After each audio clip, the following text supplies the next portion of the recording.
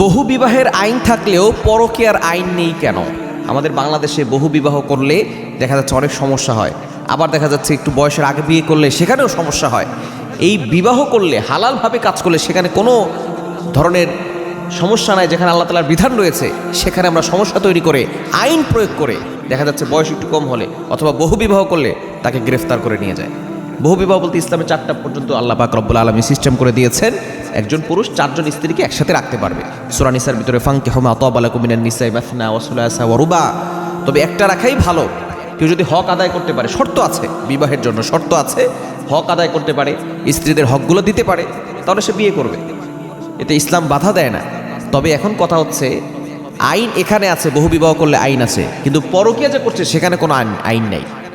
ইসলামের অবশ্যই আইন আছে, কিন্তু সরকারিভাবে আইন করতে হবে। যারা পরকীয়া করছে তারা তো আরও বেশি স্ত্রীর হক নষ্ট করছে, স্ত্রীর সাথে প্রতারণা করছে।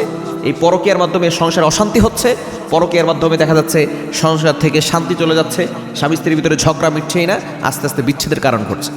যেখানে ইসলাম বিয়ের জন্য অবকাশ দিয়েছেন, বিয়ে করলে আপনি গুনাহ থেকে বাঁচতে পারবেন। আসলে আমরা এক নারীতে আসক্ত না, আমরা এক বিয়েতে আসক্ত হয়ে গেছি। এক বিয়েতে আসক্ত হয়ে যাওয়ার কারণে দেখা যাচ্ছে যে বিভিন্নভাবে পরকীয়া করতেছে। আর স্ত্রী এটা সহ্য করতে পারে, পরকীয়া করলে সমস্যা নাই, না জেনে পরকীয়া করলে কোনো সমস্যা নাই, কিন্তু বিয়ে করলে ওই স্ত্রী আর ওই স্বামীকে দেখতে পারেন। যেটা ইসলামের বিধান, আপনি মানেন আর না মানেন, আল্লাহ পাক রব্বুল আলামিন বিধান দিয়েছেন। এজন্য যদি কারো অ্যাবিলিটি থাকে, সামর্থ্য থাকে, সে বিয়ে করবে। তবে এক স্ত্রী রাখাই অনেকের জন্য কষ্টকর হয়ে যায়। অনেকে এক স্ত্রীর হকে আদায় করতে পারে না। যারা এক স্ত্রীর হকে আদায় করতে পারে না তাদের জন্য কিন্তু দ্বিতীয় বিয়ে, তৃতীয় বিয়ে এগুলো নয়। যারা হক আদায় করতে পারবে, উভয়ের সমঝোতা বজায় রাখতে পারবে, তাদের জন্য।